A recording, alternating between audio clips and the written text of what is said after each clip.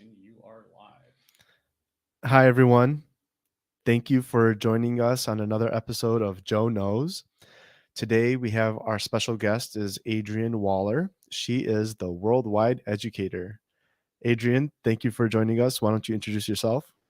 So, like Joe said, I'm Adrienne Waller, also known as the Worldwide Educator, and I started living abroad as an educator in 2016 and have been in several countries. And now I'm helping others either realize that dream to move abroad or helping and supporting people with resumes, interviews, anything that's about leveling up, but doing it through the lens of authenticity. So, making sure people remain authentic to who they are through the hiring process.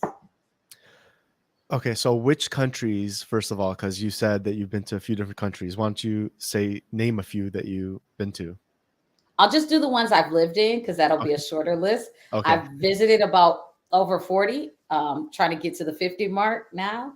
So I've lived in, of course, the United States, Germany, South Africa, Qatar, China, Kuwait, and now I'm in the Cayman Islands. Wow. What's your favorite place? I like each for different reasons. You know, each Okay. one has offered something different. So I have I try to appreciate every space I'm in. Yeah. One space I didn't like as much, but for the most part, all of them I've really enjoyed. Okay. Yeah, I can totally appreciate that. Okay, so uh, the business aspect. So Adrian is able to help people with resumes and interviews. Why don't you start out by kind of listing some of the services that you offer? So the first one is the resume makeover. And so it's a guided process where you show me your current resume, you fill out a survey to kind of tell me about what your dreams, aspirations are for what's next. And then I start coaching. So most resume makeovers, people do them for you. I'm an educator at heart, and I believe that you should have the tools to be able to do this on your own so that you don't need me next time. So I'm not going to do it for you. I'm going to walk you through the process. So the first part of that process is getting into a shareable document, generally use Google Docs, and actually going through and annotating and asking you questions and probing questions, giving you some samples and examples of how to just improve the verbiage. We don't even worry about formatting in this first iteration. So some of that we do together on a call, but then we'll continue that going on where you're adding in alterations and saying, what do you think about this? And I say, okay, that's great. Or how about this? And phrasing it that way. So that's that first phase. And then after that phase is done, so we've had the intro call, we've done the initial work on like the content. So you have high quality content that's in your resume, and you understand why that information is high quality. Then we move into the formatting because that's just as important as the content that's there. If somebody doesn't want to look at your resume, if it's hard to find the information that they need, if there's key points that they need to get to, and you're not making that accessible to them, you're not going to be as marketable in that job search process. So those are kind of the two forms for the resume. In terms of mock interviews, that's a little bit different. So I do have you still submit your current resume so I can use that as a jump point. And unlike other mock interviews, you don't just mock interview for a random educator job or tech job, because I do work with people outside of the education field. You interview for your dream job or that next upcoming interview. And so I tailor and create questions that are likely to show up in that company's interview, because so much of your interview process isn't just about what do you know about your field, it's why do you fit here. And I think that's a key difference in thinking about how you interview. Is not just interviewing for a job, it's interviewing for this job. So in that process, you'll send me a copy of the job posting or a related job posting. I'll look through and comb through and do my own research of the company to generate questions that are likely to come in your interview. From my feedback from my customers, I get 100% satisfaction, which is really helpful. And I've seen multiple people, I think everybody I've worked with, go from not having a position to securing a position when given the feedback and advice. And so we go through the mock interview, which is recorded, and then you get a copy of that recording. You'll get my notes that I take, but then afterwards, I also curate tons of other questions. So we're only going to be able to get through so many questions in the mock interview where I coach you and say, hey, this is how you answer. Here's another way. Let's try that again. So we can only do so many of those live, but I'll also give you a bank of questions to look at to help you prepare that are some specific to that company, but then just a range of questions just to start thinking about as you're in the interview process. So you have that. And then that again is a live document that you can ask comments, questions in, and I'll give you continuous feedback. No, that's awesome. A couple things that you said that stood out to me, especially because I try to do the same thing, like a mentorship style, educational, tutoring aspect of whenever I'm trying to help somebody, I don't want to just do it for them. I try to educate them so that they understand what I'm doing for them, why I'm doing it, so that we can be on the same page. And two of the things is on the resume portion of it, i- I've never actually tried it from that perspective. I actually go through and make the edits for the person because that's what they're asking me to do. But now, obviously, if somebody asks me for resume help, I haven't done this in a minute. So if somebody needs the help, I'm definitely sending them over to you, especially when knowing like over the course of time, I haven't updated my resume in a long time. So when people ask me, I need a sample or whatever, I go through and I'm like, wait, this one has been like 10 years old. So I don't know if it's right or good or whatever, but I just kind of give it to them. So I do need to, make some updates for myself, but also letting people know how to do it for themselves allows them to be able to do it in the future because people used to stay at jobs for 40 years. Now it's like 3 years. So they need to be able to Right. do it. Right. So Yeah. I like that. The other thing that, like, as you're saying it, that I talk to clients about is keeping like a brag bag and things like that. So, like, so when you get to that point and somebody needs it on demand, even if you don't have it completely updated, if you have a place that you can go to know where your relevant experience that's happened in the last year or two, and I would say sit down every quarter and update that brag bag. The best time to do it is right after something big happened. You just took on a big project. It was successful. Start writing down those numbers, the impact. Get quotes from people if you can, because resumes are starting to have quotes and things like that, which is a little interesting to Oh, me. But wow. like, yeah, Never it's heard of that. interesting seeing some of that formatting. Yeah. Or if you're building in tandem to your resume, you're building a brand on LinkedIn or a website, you can also grab those things in real time that then will be accessible and you can link to your resume. So keeping those things, even if it's today in the resume format, but having the content that you can easily go to. Because trying to remember a year ago a project that you did and why it mattered is a lot harder than saying, hey, I just finished this project a month ago. I can write about it. Right. That is a good tip because now for me, it's not just a year, it's 10 years. I have to figure out what I've done in 10 years to update my resume, and that's gonna be crazy for me to even think about any of the important things that I could highlight. And like you said, you can make it easily accessible. You can put it in a Google Doc that you can update from anywhere whenever you're working on something and have that fresh and able to give you those key bullet points that you need to make your resume look better. The other thing too is like with the interview, how you adapt it specific to that person is great because I always look at things from a repetitive standpoint, right? Like we get taught in school what to do in a tornado situation or in a fire situation or whatever. And you think that you know what you're going to do, but because we don't practice it enough, when that thing happens, you panic because it's not a habit. It's not something that you've been practicing enough times to just have the answer ready to go. And when you practice the specific question with getting the answer the right way, that can go a long way with being prepared and showing how prepared you are in the interview. So I like Yeah.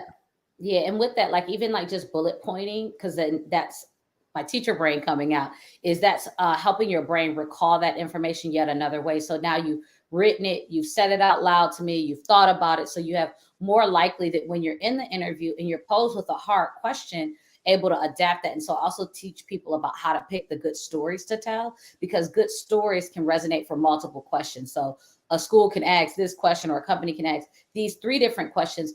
but you have one story that answers all of those questions, so that you're not also constantly re-preparing.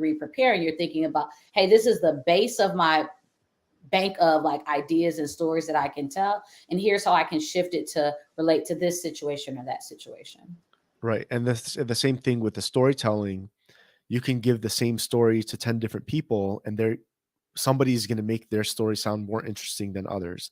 And so by learning specific phrases to say during that story, you can make it resonate more. And I like that because I can tell stories pretty well, especially if I've practiced them.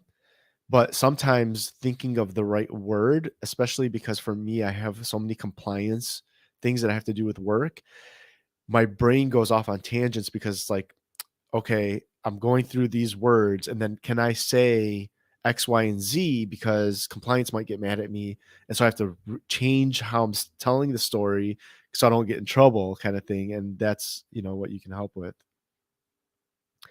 We have a question. It says, "Is it still okay when I'm interviewing to ask if the position is hybrid, home and office?"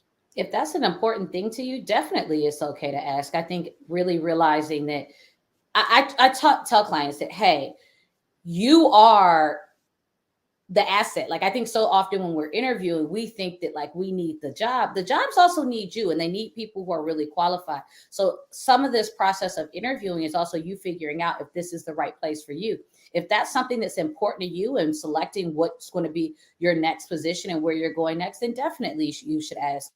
I do talk to clients about thinking about where they position questions, though. If you're in a multi-stage interview process, that may not be a question that you ask in the first stage of the interview process. It may be something you ask if you get further along in that process. But understanding what the structure of the interview process is and how many rounds you're likely to go through can help you decide, and knowing who's in those different interviews can help you decide when you ask which question.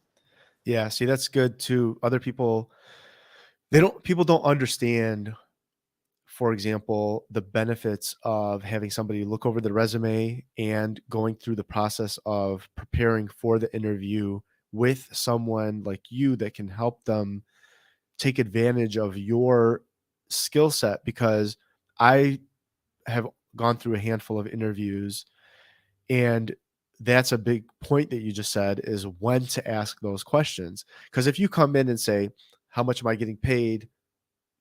When is the next payday?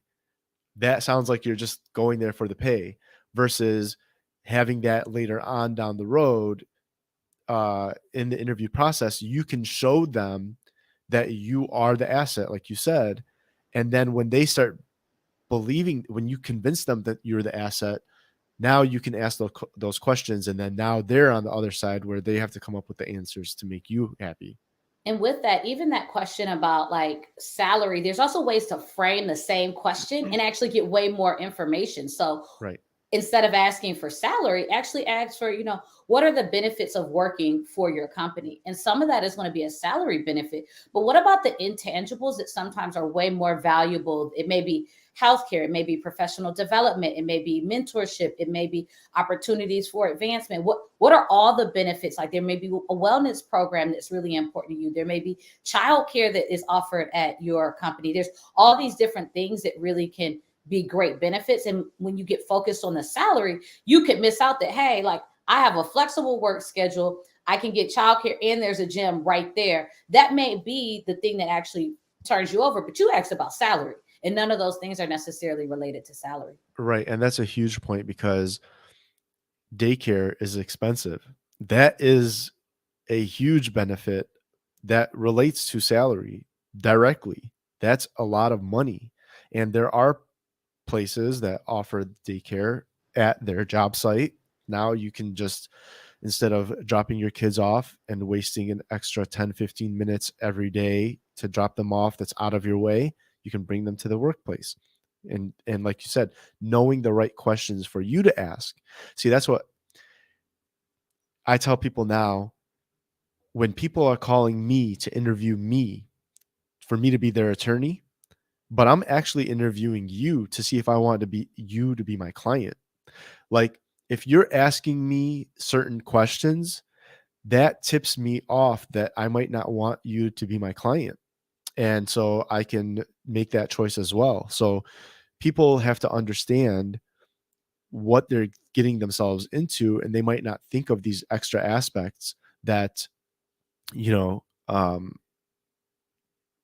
that you can bring up to them. And then also not only bring it up to them, but also have a game plan of, okay, what are your concerns? These are the steps that you have to take to make sure that you can uh, at least access those things, or improve them as much and be as efficient as possible in getting those answers the right way. Right. And that's why I'm actually in the process of finalizing a mini course. It's called Interview the Interviewer, because like you should be on the other end interviewing them and thinking about what's important, along with, like you said, that shows them what are your values. You're only asking about things that you value. And if Right. you're asking questions that you don't value, you're wasting your time, because you Yes. could have been asking a question that Yeah. was going to help you. And so when you start asking the questions at the end, that's one of the classic things that comes up in any interview is, do you have any questions for us? The answer is always yes. Yeah. The answer is never 15 questions. And it's never just one. That a happy medium I talk to people about is 3 to 5 really good questions that not only showcase what you're interested in learning about them, but also reflect your set of values that you're going to bring with them. You're thinking and diving deeply into like what's important in me in my next job, what's important to me, and who I show up as in my next role, and making sure those questions are there, because that actually serves as an opportunity for you to actually get a little bit more sharing about what you've done, what's important to you, where you want to go, what you see happening in your next position.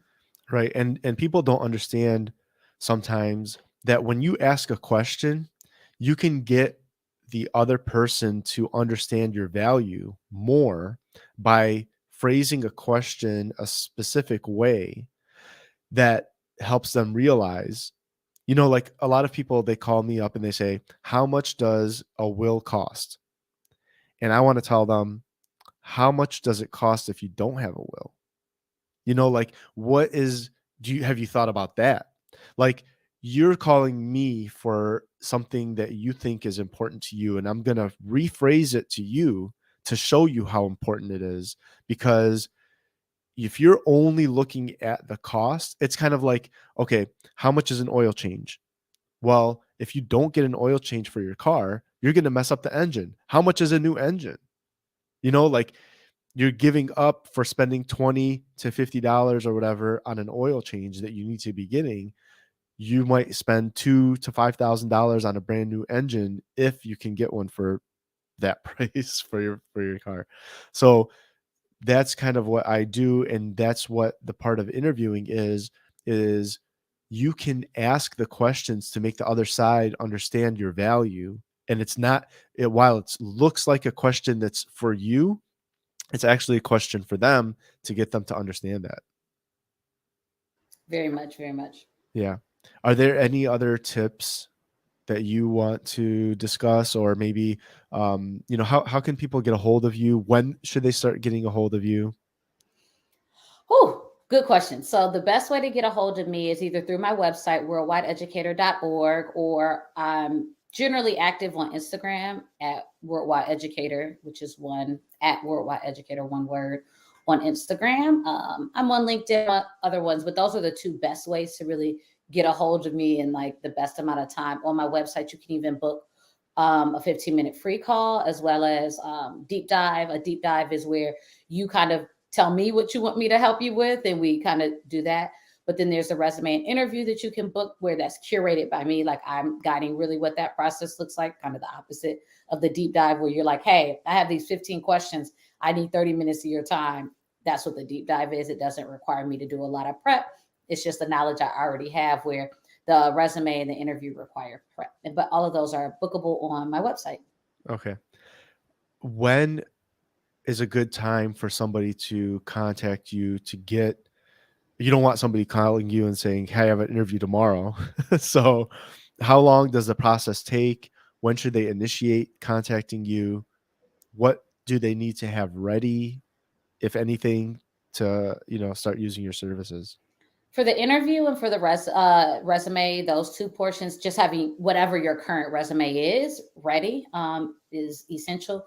If you have an interview that is, I recommend at least giving yourself a week, but sometimes your interview process doesn't give you that, right? So there's a couple ways you can go about doing that.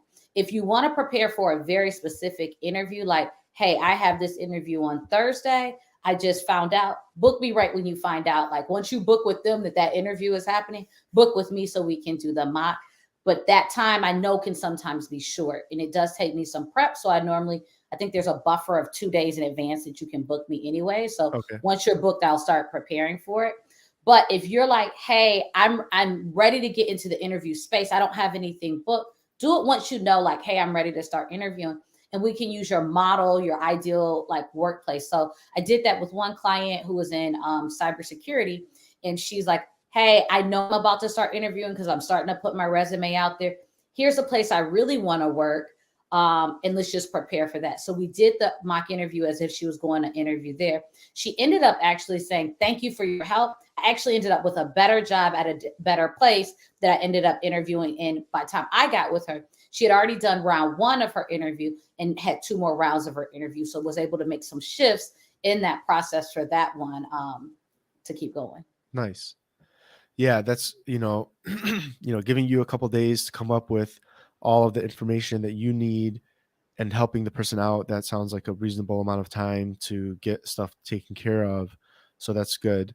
Um, One of the things that I just want to mention to everybody that goes along with when you get your new job, and you talked about it, asking about your benefits. If you need help figuring out how to decipher what benefits are good and how to use them and all that stuff, you can always contact me. I can help you figure out I can help you figure out what you need for yourself. Also, it's a good time to make updates to your beneficiaries, your estate plan. Always with a major life event like getting a new job. Maybe you might have moved, maybe you're selling your house, you're buying a new house. Um, any of those things, they should be reviewed at that time and just get started on the right track to be able to understand and protect you and your family and see what options you have with the new company to be able to do that. A lot of people don't understand the benefits that are available to them. It can be overwhelming.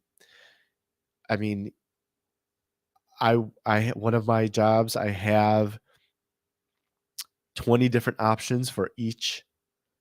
Uh, like for healthcare, I have 20 different providers, and each one of them has 5 or 6 different opportunities for me to, different packages that they have. So it's a lot to go through. So if you need somebody to help you understand what your options are, you can always call me. Um, that goes hand in hand with what Adrienne is doing. She can help you get the job. I'm probably not as beneficial in that area. Definitely go to her to do that. Um, yeah. So what else you got for us with The the one thing stuff? that you made me think of is specifically for those who are in international education, which I don't think a lot of people in your realm are, but there's certain benefits that should be added. It should be customary in international contracts that you wouldn't see in a US contract. And so some of those things are things that I help people think through, and like making sure that like you have not just an insurance plan, but where does that insurance plan work and where is it available? That's Yeah. very, very important when you're thinking about taking jobs out of the country, thinking about plane fare to get home annually, thinking of like there's a lot of benefits that just aren't relevant to the context of the United States that I will help with. I don't, all that other stuff, Yeah. that's Joe, but like the ones that are like, hey, your contract doesn't say you get an annual ticket home. That's a red flag of a company that's not really together. Like they're telling you to work on your visa. That's a red flag. Like, Yeah. no, they should be working on Yeah. your visa for you. So those things that are very much more in the international field, and just more so making sure they're present and accounted for. Yeah. Yeah. If you're working outside of the country, definitely got to talk to Adrian. I would not be able to help out with that. I never thought about any of those things that you just said because I've never done it. So especially when I'm limited, I can only practice law right now in Michigan, and some of the other stuff I do, I'm limited to the United States. So I don't have any plans of leaving the country anytime soon. Maybe in That's the future. Maybe in okay. the future, though. No, that's awesome. So, for those of you that don't know Adrienne, we went to middle school and high school together, and we were on the committee to plan our 20th year high school reunion. That was We did a great job. That's all I have to say about that. We will put a link for the video of our reunion up so you can see it. But we had a great time working together for at least a year and a half, putting this reunion together.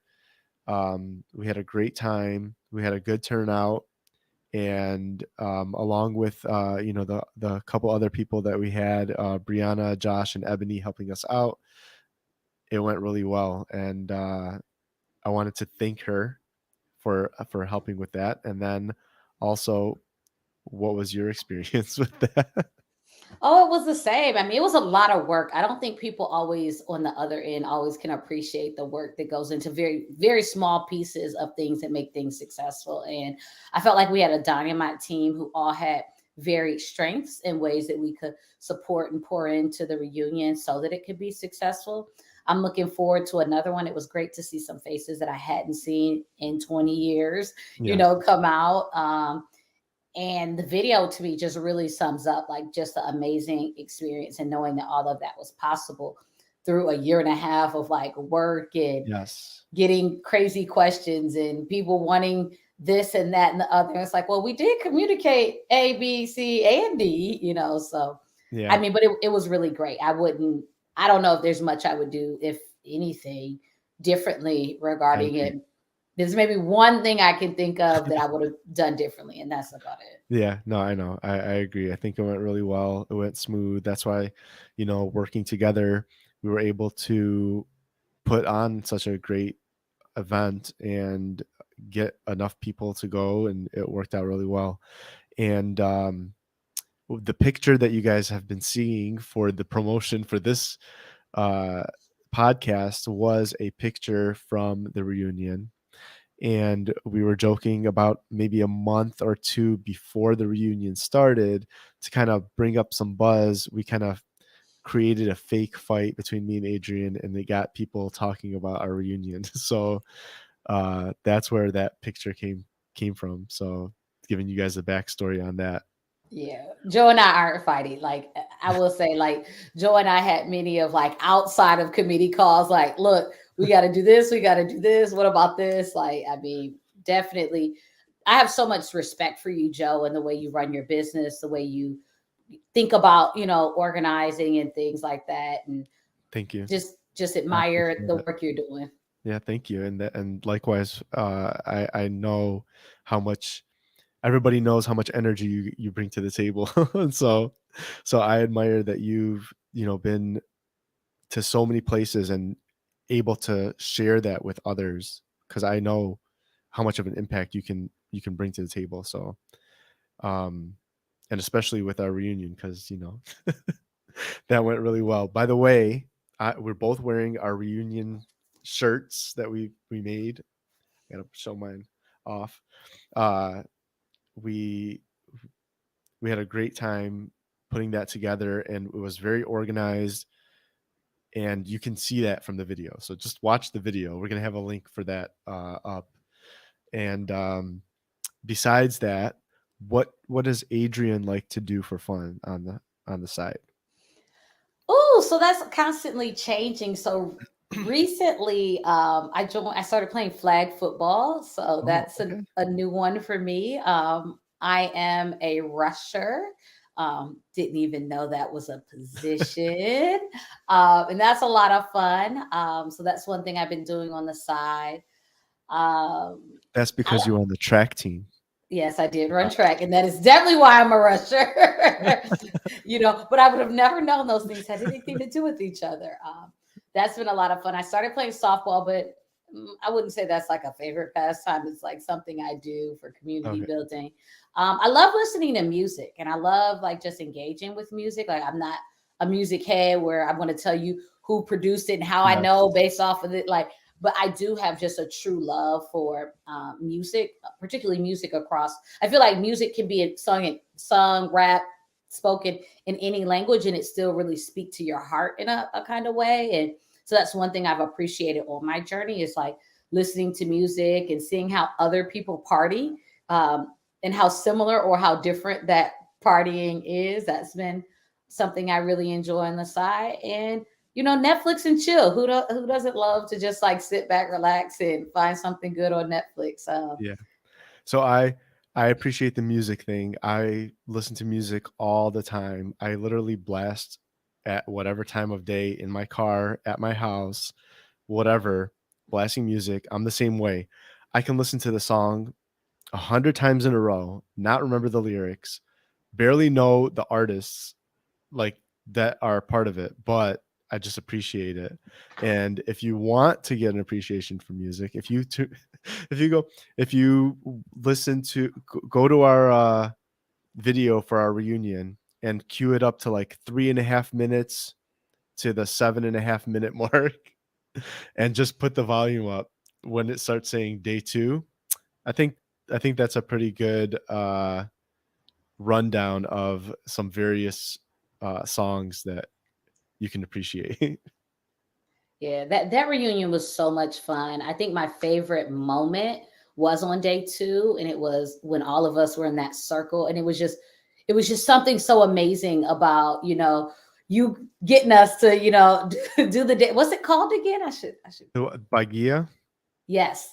Yeah. And like it was amazing because most of the class is black. Like it's a whole bunch of black people, and you got a few Chaldeans in there, and like to actually see everybody kind of come together around like music, song, and dance. It was, I mean, even thinking about it, it just really warmed my heart just to see everyone. We was going for a while. It was like 10 minutes of Yeah. like, doing it. It was really great. And I thank you for like saying like, hey, we're doing this. And I love that all of us are like, okay, we don't know what we doing. We tried watching that video with the instructions show. We still confused and we're all up there still doing it. It was so They much fun. I didn't think we were gonna get that many people in it. Me So, either. yeah. We told maybe outside of the reunion committee, so probably up to 10 people knew about it. We had 30, 40 people dancing. So, If not more. It was like if I it was agree, fewer yes. people sitting. Like Yes. you could count the people sitting and not participating, and I then the agree. ones who may not have been in it were kind of still like, "What y'all doing?" Yes, Like yes, looking yes. looking over. That's it. So somebody asked to post a link to the video. Brian, we just did. If you can look at it's on YouTube. Um, if you don't see it, I'll just text me and I'll send you a link, or we'll post it on my page a little bit later. But Is that Brian we went to high awesome. school with? No, this is a Oh, okay. friend of mine, Brian Jamal. Yeah. Well, hi Uh, Brian. So yeah, I've been sharing it. We have had 300 and something views of our YouTube video, which is awesome. I just share it with everybody. So it's an awesome video. And shout out to Trip for making that video so awesome and amazing. Like Yes. He is kudos. I know, because he did so she gave a shout out to you. Uh, he does a really good job of capturing the moment, and we had a great time, and you didn't even, like, know that he was there, and it just works, and it was awesome. It makes me think of like why when people on reality TV will do and say things, I'm like, the camera is rolling, but you literally like he was with us, rocking with us all weekend. And there were moments I legit forgot. You're just Yes. in the moment, in the experience. It was such a great. I was like, whoo, I don't know if I should be on reality TV because they would catch me saying something I definitely don't want film, I and know. that would be aired. So it's funny that you said that because I had thought of having us being mic'd up during the reunion, and they were like, "No, that's not a good idea." And I'm like, "Yeah, you're right." Nah, So yeah, it would have been good for maybe 1 out of 10 comments here and there, maybe, but other than that, it maybe. was good. Um, no, yeah. So and then the sports stuff, playing the flag football, all that. Um, you know, it's good to be active and to have something that you do. Like I'm playing basketball once a week. I wish I could do more than that. It's just hard to do it with everything else going on. Um, but having that stuff to do, and then also the other relaxing part, the Netflix, because sometimes you just be like, I'm thinking a lot. So I need to just let that part go. And then so you put snorkeling. Yeah, so that's a new one. So moving Okay. here, one, the Cayman Islands is super expensive. So like it is a resort island. And if you're living on it, it's no cheaper. It's still expensive. Okay. It's like the second most expensive country in the world. So people started talking to me about like going snorkeling. I was like, huh, never came here saying, yes, I'm going to be a snorkeler. That's what I'm going to do. But like I did it and I actually really love it. I love the water. So like I love exploring anything in the water. And snorkeling is just a very low stakes thing. Like I got prescription goggles with Oh, those on. I nice. keep this stuff in my car and there's like literally so anywhere you are on the island, doesn't matter where you are, you can get to a beach in 5 minutes. And the Okay. whole coastal line all around the island is public access. So nobody can actually own up to the water. So like I think it's like either like 20 to 50 feet from the water is like meant to be accessible to everybody. So like hotels can own up to here, but then after that it's really open. And so you can go anywhere and you'll drive around the island and you'll see these access points that say public access, public access. So all these different ways to even get easily through, like it'll be two houses and then there's this little like almost like an alley that goes straight to the water to access it. And so in that, like I just took up snorkeling and it's a lot of fun. I really enjoy it and it's simple. And because it's super you're pretty buoyant here. So like you don't have to be the strongest swimmer to do it either. Because I Okay. didn't learn to swim until I was an adult when I was living in Qatar. So I think I was Okay. like 33 when I learned how to swim. Oh, wow. Yeah, I've known how to swim for a while, and the first time that I went snorkeling was when I was in Hawaii for our honeymoon. Oh my gosh, let me tell you. Like, it's just a mental thing for me. I put the goggles on and the snorkel, and we're in the water. We have our the webbed feet floaties, and then so like I'm like in the water. I put my head in, and I know I'm like literally like an inch in the water. And after like 5 seconds, I start hyperventilating, like, oh my gosh, I'm gonna drown. Like it's just I know, and I know that I'm on the top of the water, but it's just that feeling of doing that. You have to get used to it. Well, was that the same way for you at first? So I yes, like the first time I tried snorkeling, me and my mom were in the Bahamas on a cruise. I was like, yeah, this ain't for me. Like, discontinue Yep. services. The next time was not per se snorkeling. I tried scuba diving, and you Yeah. use the same. Yes. You have the mask, and then you have that. That first experience with scuba diving was terrible. I Yeah. was like, they're like, you won't get your money back. I don't care. Yeah. Get me back onto land. I can't do this. Then when I did it again, and that was in Oman, and then I did it again in Australia at the Great Barrier Reef, and I was like, look, I ain't come all the way to the literally the down under to not do this. And so the first time was still a fail.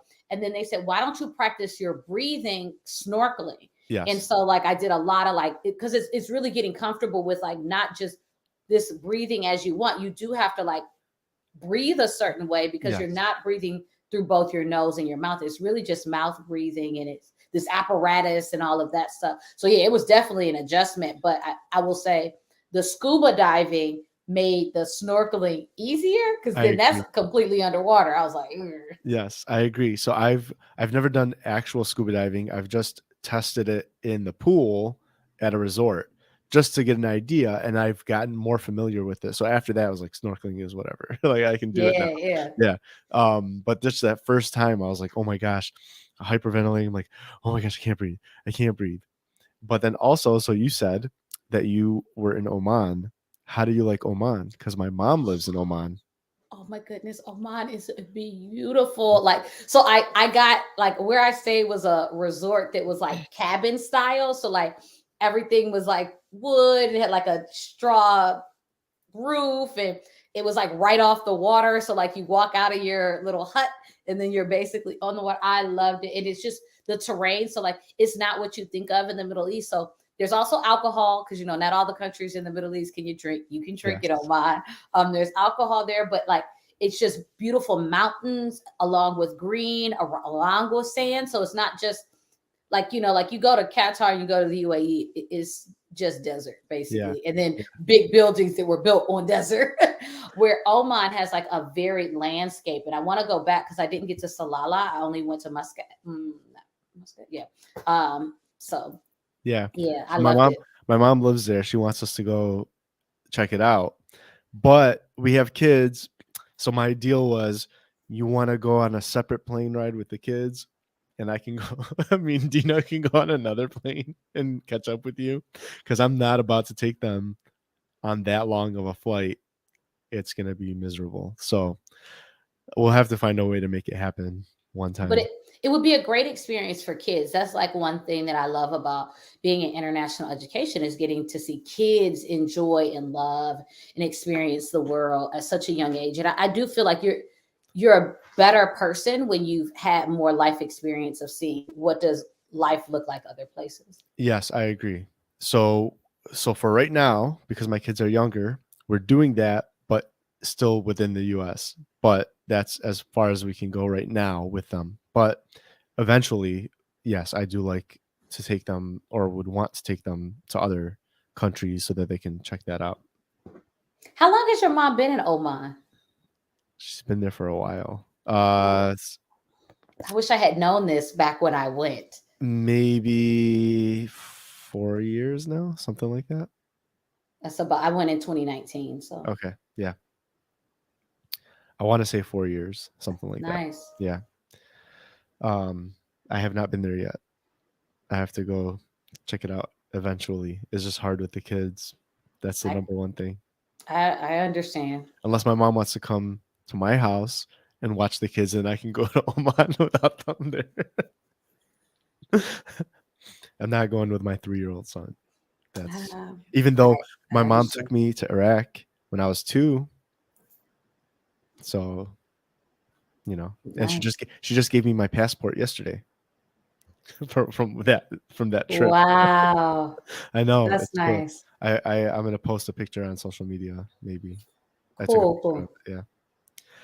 Awesome. Uh, do you have anything else that you would like to add about your businesses at all? Um, just like reach out. I'm also building some courses around authenticity. So like really helping people to really live out their true self in all their spaces. Cause I know that's something people have a hard time with. And Joe, I'm the same person everywhere I go. This is what you Yes. get. Yes. Yes, So and don't change that, obviously. yeah, and so like doing some work around that, getting into public speaking. So if you're looking for a guest speaker, I am now on the market and doing guest speaking and just I really just want to help people. Like I really want to be able to inspire, help people to realize that all they want, all they need, they already have within themselves. Yeah. And why don't you give us your contact information again? All right. So info at worldwideeducator.org is my email. The website is worldwideeducator.org. And I am on Instagram at worldwide educator. So Awesome. if you Google worldwide educator, I am the number one search result. Nice, nice. I like that. I like that. Um, no, that's awesome. I appreciate all of the stuff that you are able to do for people, and I highly recommend, if someone is looking for a job or just interested in updating to be prepared to look for a job, definitely reach out to Adrienne. She'll be able to help you out. Um, you can reach her at those Instagram, LinkedIn, and her website, worldwideeducator.org. If you need any estate planning help, you can always reach out to me. You can contact me at my email address, joe@dalloestateplanning.com, or you can call me at 248-914-8146. And thank you again for joining us on this episode of Joe Knows. Joe knows, so you don't have to.